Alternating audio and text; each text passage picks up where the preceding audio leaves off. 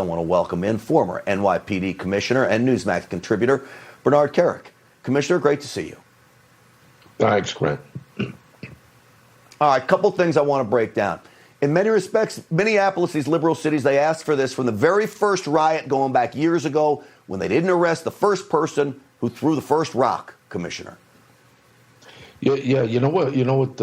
I just got to get this off my chest, Grant. You know, everything I just watched and listened in your opening to, besides the shooting itself, are the reporters. The reporters sound like thug advocates, right? They're basically attacking the chief instead of inquiring as to what happened, how, why, and reporting. They're basically attacking the chief. Somebody made the comment, well, you weren't protecting anyone yesterday. You know what? That stuff makes me sick. The bottom line is, based on what I've seen, and I don't like to speculate in these incidents, based on what I've seen, it was a tragic accident. The officer, thought she was using her taser. As you mentioned, when she said taser, taser, taser, that's a deployment announcement so that everybody gets out of the way so she could fire the taser. Instead, she fired her service revolver or service weapon. At the end of the day, this kid is dead, and he's dead basically because he resisted. Had he not resisted, had he gone along with the original officer that was putting the handcuffs on him, he'd still be alive today. And this is a theme that we've seen over and over and over in a bunch of these incidents. Yeah, absolutely. You know, it's so easy, Commissioner. I've got this phrase, obey commands, show your hands. You do those things over and over again, I promise you'll have a 100% survival rating with police. Right. Yeah, you know what? And this goes back to exactly why all those kids are dancing in the street, why they're looting. You know what? Everybody's talking about police reform. How about thug reform? How about the community activists go out there in the communities and tell these young people that thinks it's okay to attack a cop, to resist arrest, to jump in front of a car, a police car. How about telling them what the law is?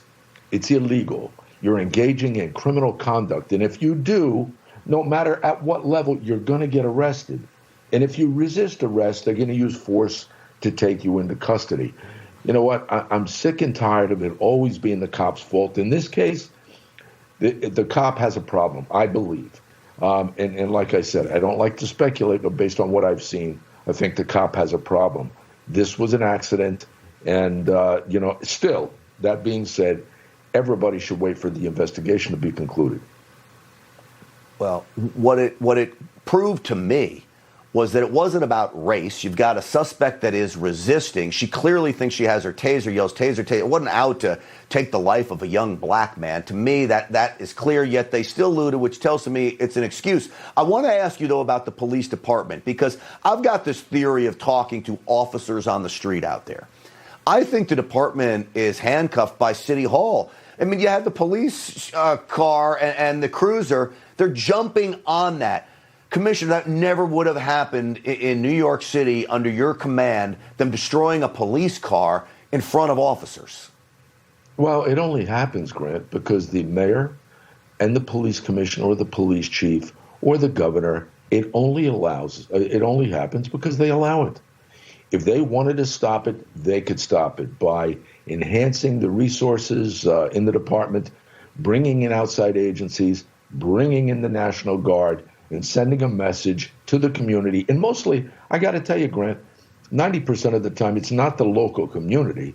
It's the outside advocates and activists, the BLM, the Antifa. They're the ones instigating. If we didn't want that stuff to happen, you could stop it. The mayors allow it, the chiefs allow it, and the governors allow it. Well, that is an absolute fact, and we've seen it happen over and over and over again. And it really is a tragedy because the law-abiding citizens of those communities, I guarantee you, Commissioner, are frustrated by it. But as always, Bernard Kerik, it is great to have you on the program. Good to see you again. Grant, thank you.